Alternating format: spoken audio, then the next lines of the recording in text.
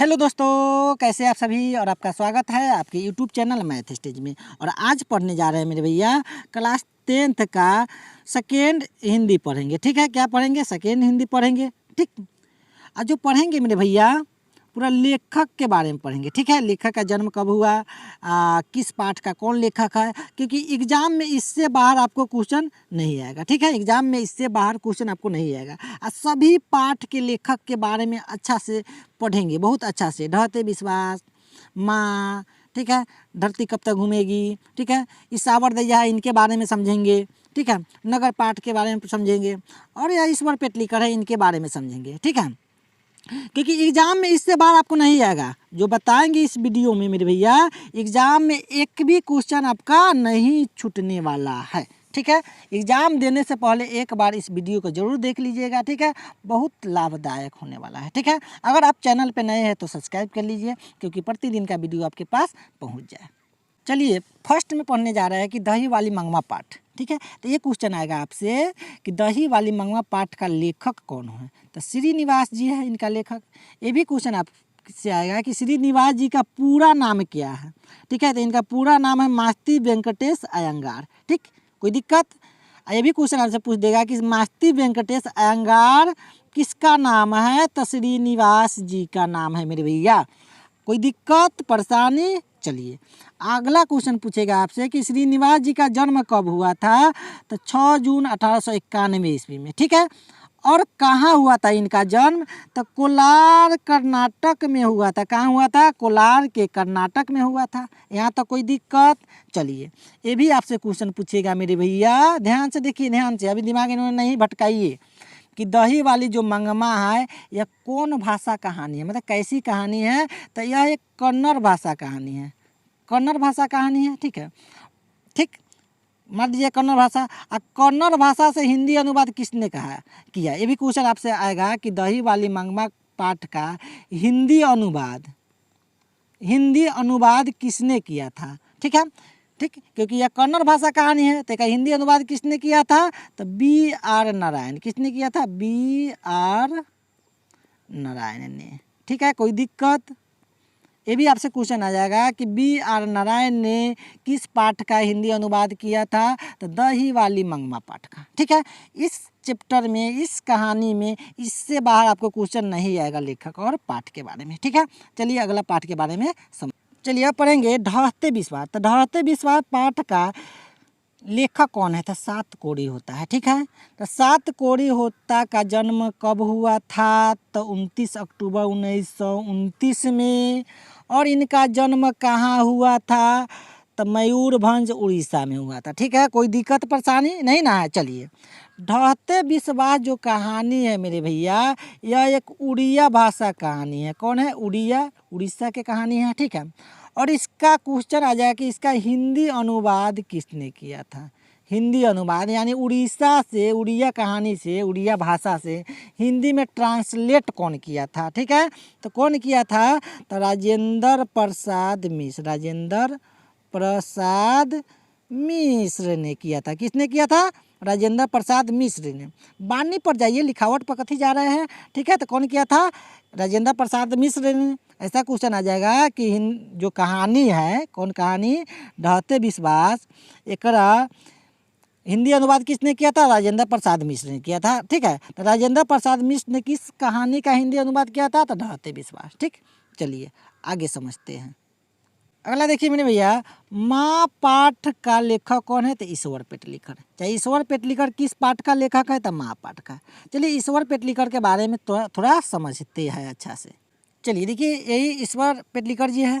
ठीक, इनका जन्म जो हुआ था 9 मई 1916 ईस्वी में हुआ था। किनका जन्म?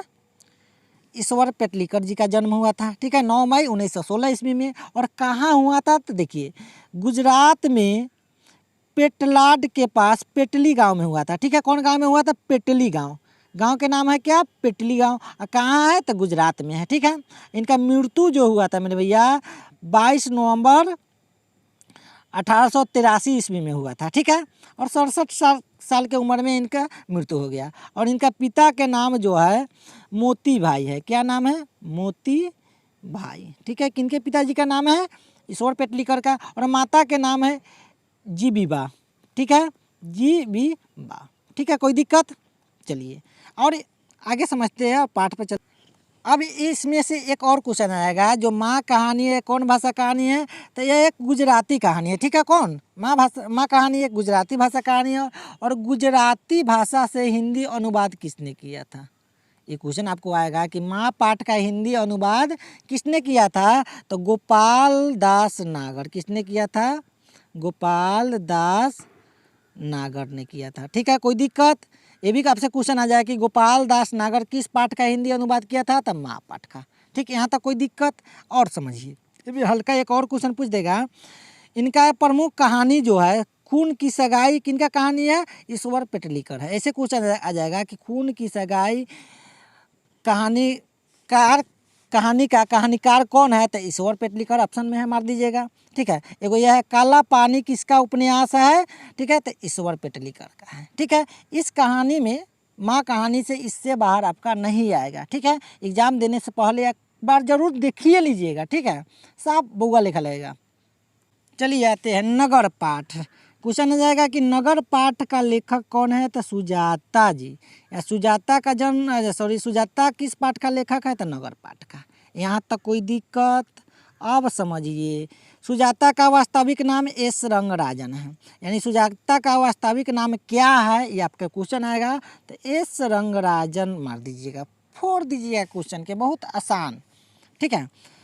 अब क्वेश्चन आएगा कि सुजाता का जन्म कब हुआ था, तो 3 मई 1935 में, ठीक है, यहाँ तक कोई परेशानी नहीं ना है। चलिए, और सुजाता का जन्म कहाँ हुआ था, तो चेन्नई तमिलनाडु में हुआ था, ठीक, यहाँ तक कोई दिक्कत परेशानी तकलीफ नहीं ना है। चलिए अब आप देखिए, थोड़ा हल्का ध्यान दीजिए, आपसे पूछेगा कि नगर एक कैसी कहानी है, तो यह तमिल भाषा कहानी है। कौन कहानी है, तमिल भाषा कहानी है।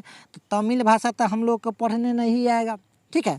तो तमिल भाषा से हिंदी अनुवाद किसने किया था, क्वेश्चन आएगा कि नगर पाठ का हिंदी अनुवाद किसने किया था। तो थोड़ा कलरवा चेंज कर देते हैं, तब ना आपको समझ में आएगा। नगर पाठ का हिंदी अनुवाद किसने किया था, तो ऑप्शन में रहेगा के जमुना, ठीक है, के जमुना, ठीक है। क्या हो गया इसको, जमुना, काहे भाग रहा है, जमुना, ठीक है। ये भी क्वेश्चन आएगा कि के जमुना किस पाठ का हिंदी अनुवाद किया है, तो नगर पाठ का। इसमें कोई दिक्कत। चलिए अगला आते हैं, अगला देखिए, अगला देखिए मेरे भैया कि धरती कब तक घूमेगी पाठ का लेखक कौन है, तो सावरदैया है, ठीक है। ये भी क्वेश्चन आपसे पूछ देगा कि सावरदैया किस पाठ का लेखक है, तो धरती कब तक घूमेगी। चलिए अब सावरदैया के बारे में थोड़ा समझते हैं, इनका जन्म कब हुआ था। चलिए देखिए मेरे भैया, यही सावरदैया जी है, ठीक है। इनका जन्म जो है 10 अक्टूबर 1948 ईस्वी में हुआ था, ठीक है। और कहाँ हुआ था, बीकानेर। कहाँ हुआ था, बीकानेर, ठीक है, जो राजस्थान में है वहाँ हुआ था, ठीक है। यहाँ तक कोई दिक्कत। कब हुआ था, 10 अक्टूबर 1948 ईस्वी में। चलिए अब पढ़ते हैं। देखिए सावरदैया जो है धरती कब तक घूमेगी पाठ का लेखक है, ठीक है। ऐसे क्वेश्चन आ जाएगा मेरे भैया, आपसे पूछेगा कि धरती कब तक घूमेगी एक कैसी कहानी है, कौन भाषा कहानी है, तो यह एक राजस्थानी भाषा कहानी है, राजस्थानी भाषा कहानी यानी राजस्थान के कहानी है, ठीक है। कहेगा धरती कब तक घूमेगी का हिंदी अनुवाद किसने किया था, ठीक है, हिंदी में ट्रांसलेट किसने किया था, ठीक है। तो इसका जो ट्रांसलेट किया था मेरे भैया स्वयं सावरदैया ने अपने खुद किया था, ठीक है। हिंदी में किसने किया ट्रांसलेट, हिंदी अनुवाद किसने किया था, सावरदैया खुद ने, ठीक है। ऐसे क्वेश्चन आएगा कि धरती कब तक घूमेगी पाठ का हिंदी अनुवाद किसने किया था, तो सावरदैया ने किया था, ठीक है। इनका लेखक भी कौन है, तो सावरदैया है, ठीक है। देखिए जितना कहानी है इस सब कहानी को हम यूट्यूब पर कहानी कह दिए है। एक बार आप कहानी सुनिएगा ना तो पूरा आपका उसमें के क्वेश्चन ऐसा सब याद हो जाएगा, ठीक है। लेकिन एक बार कहानी आपको सुनना पड़ेगा, ठीक है। इस ऑब्जेक्टिव है, ऑब्जेक्टिव में ये सब क्वेश्चन आएगा, ठीक है। चलिए इसी के साथ आप लोग हंसते रहिए, मुस्कुराते रहिए और गाते रहिए। मिलते हैं अगला वीडियो में, जब तक धन्यवाद।